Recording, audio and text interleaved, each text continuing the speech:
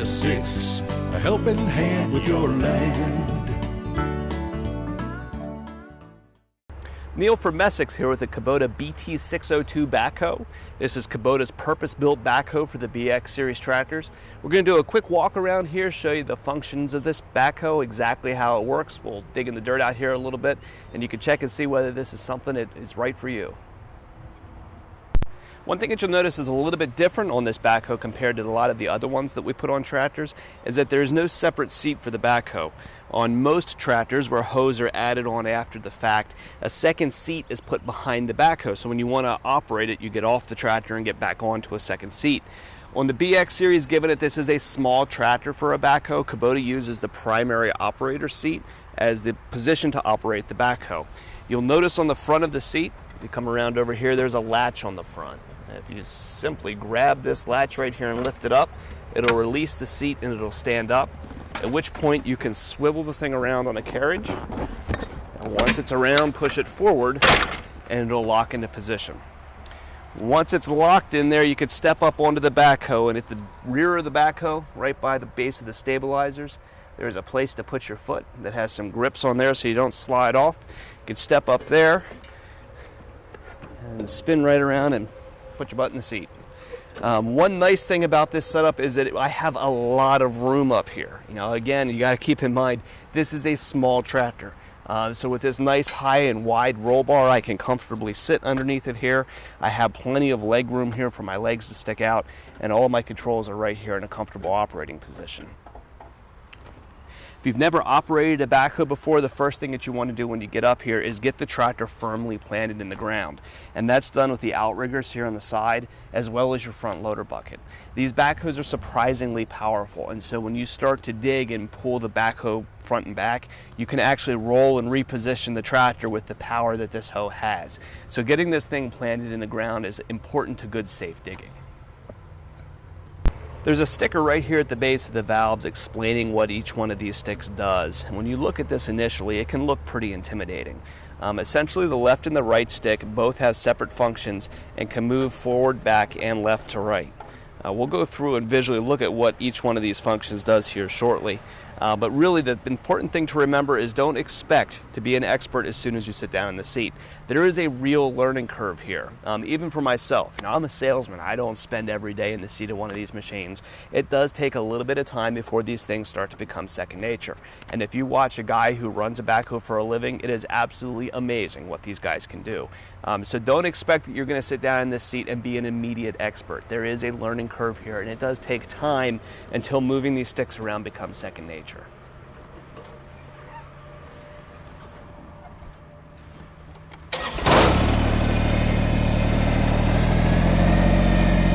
So I've reached down behind me here and turned the tractor on, and if I use the loader stick, I can pop my front wheels up in the ground just a little bit, and then come back here to the rear and lower my outriggers and pick the back of the tractor.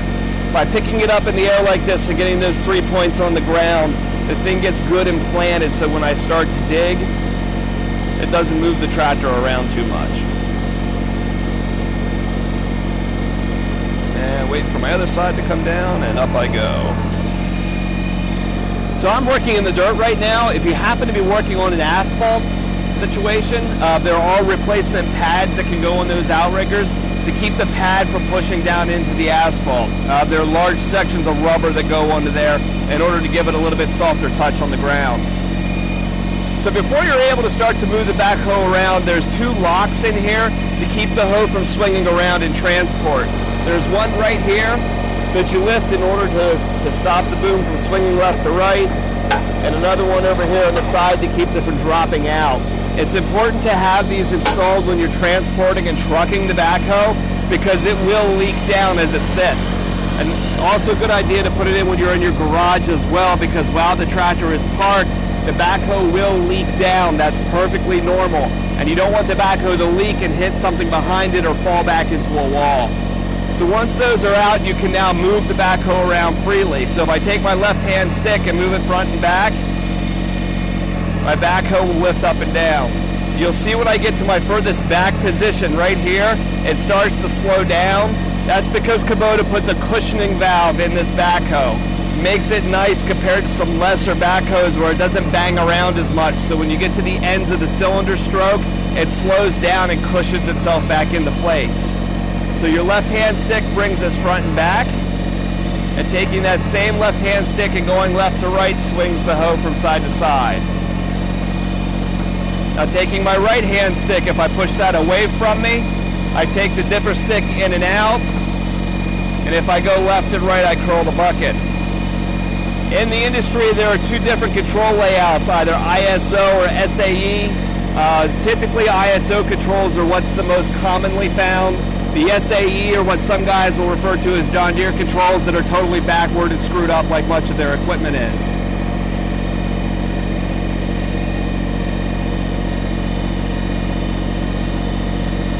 As you move the hoe around, you could do multiple functions at the same time, but you will find a time with so many cylinders in the backhoe that things will fight for flow.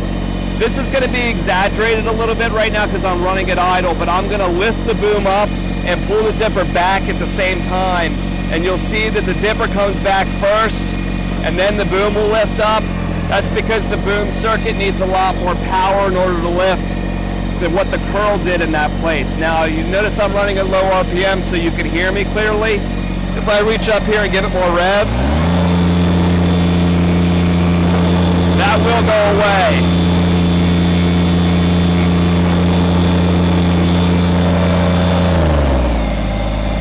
So don't be afraid to run a backhoe with a little bit more speed on the engine.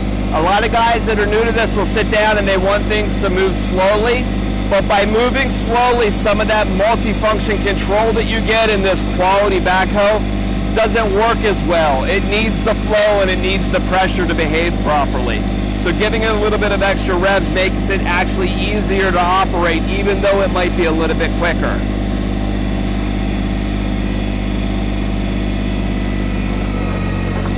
We're going to go up here to the woods and find a place to actually dig in the dirt a little bit.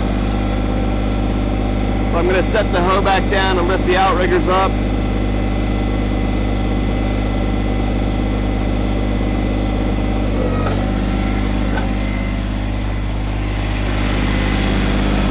Spin my seat back around.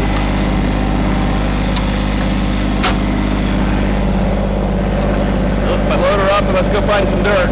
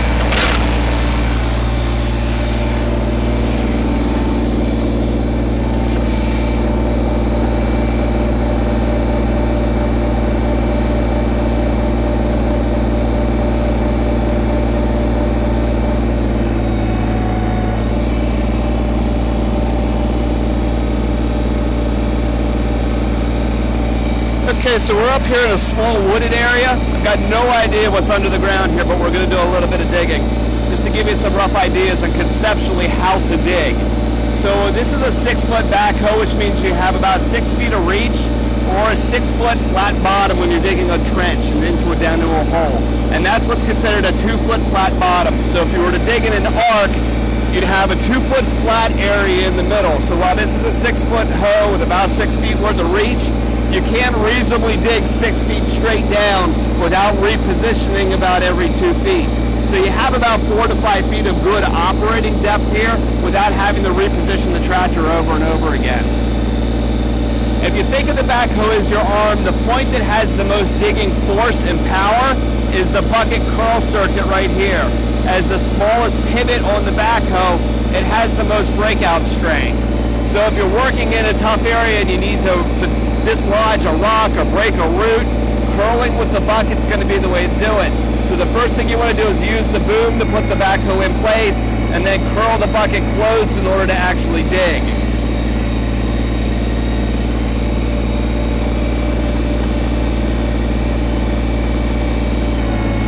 This backhoe is available with either a 10 or a 12-inch bucket. The 10-inch bucket would have a little bit more power here, being that it would be about 2 inches smaller, but typically we equip all of these with 12-inch buckets. Here in Pennsylvania, we have some clays and some pretty significant soils, and even the 12-inch bucket doesn't have much trouble digging here. Just to give you an idea, I mean, I'm a salesman, I work on equipment, I'm around the stuff every day, but it has probably been 2 years since I've run one of these things for more than 10 minutes.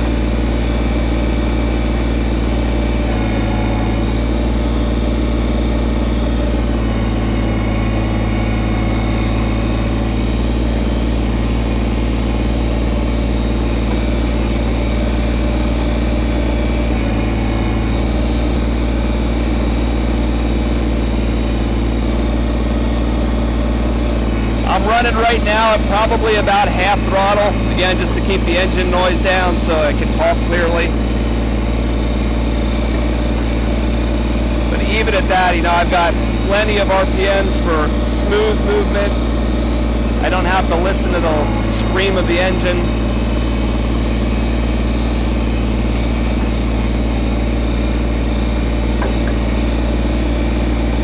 And you can see we're starting to get down into some shale and stuff there. My spoils coming out of my trench are starting to get a little rocky.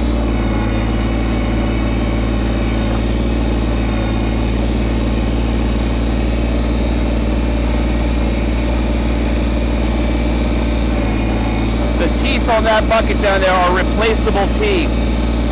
Guys that are working in sandy soils or uncompacted soils, those teeth last for a long, long time. If you're like us and you're having to break through shale and that kind of stuff, it will wear away the outside teeth pretty quickly. The teeth aren't expensive. From memory, I think they're about 20 bucks a piece. And if you notice them wearing, you can rotate them to bring the outside, the middle tooth to the outside to help them wear more evenly.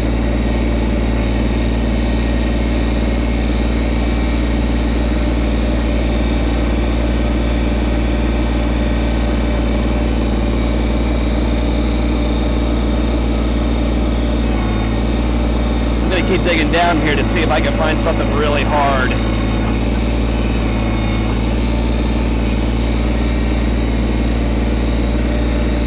Now, if you're somebody who has run equipment before or has been on a mini excavator, this is not that. You know, this is a great backhoe for working in your backyard, doing light trenching.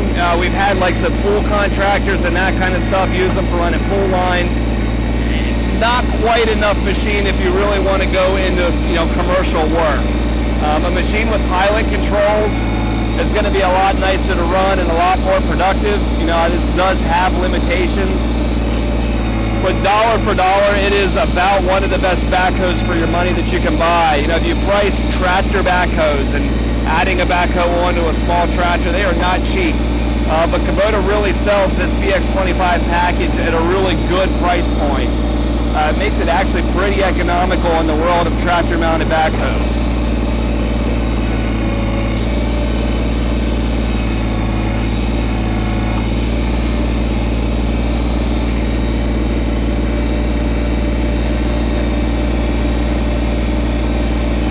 And I get some good chunks of shale starting to come up and the teeth are breaking up there.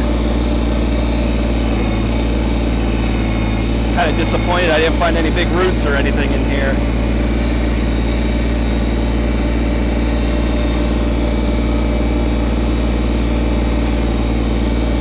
Now, if you watch down here in the trench for a minute, when I go down in here, I'm going to try to bottom the thing out, right? So I'm going to sink my teeth into the shale. If I pull back on the stick, you'll see I can't go anywhere because I'm trying to dig with my boom rather than my bucket. Right here. I'm stuck. But as soon as I take and I curl my bucket, you look back down in the trench there again, when I curl my bucket, now my bucket can dig into the shale and start going because I'm digging with the stronger function. So your strength in this backhoe is determined by not the dipper stick force. If you look by your spec sheet, It's at the bucket digging force. The bucket digging force is really the more important one, because if I'm down in here and I'm trying to dig with my dipper, I'm not going anywhere, right? But as soon as I go in and I curl my bucket, that's when my teeth start to work and my stronger function starts to work, and I can get a bucket full of dirt.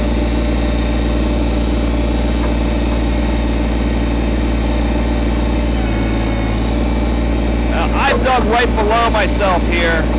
Probably got about a 3-foot trench going on. You can see here with the amount of reach that I've got, I can get out to about here. At which point I can start to keep going and get a nice long trench going. If you're looking at one of these for landscape chores and digging out bushes and stuff around your yard, you know, you're not doing anything nearly as strenuous as what I'm doing here digging in rocky soil. You would be surprised if you go out and you dig stumps. Stumps can actually be deceivingly difficult to get out of the ground. Depending on the variety of tree and how deep the root system is and how thick and heavy the roots are, it can take time to dig stumps out. So having to work around the stump with the backhoe as opposed to trying to go right into the stump itself, you know, it takes time to get them loosened and out of the ground. So you can't expect to take this thing straight into a good sized stump and just pop it right out of the ground.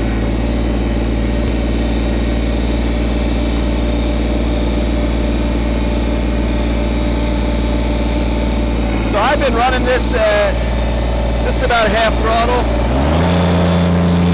If I rev it up the whole way, you can see how fast I can work here. I get a little bit more power out of my bucket because I have more hydraulic pressure, but a lot more speed because of the additional flow.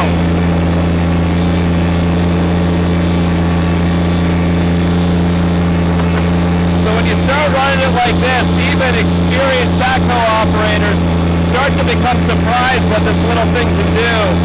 It is a lot more capable than what most people would expect from the size tractor that it is. So that's the backhoe on the Kubota BX series.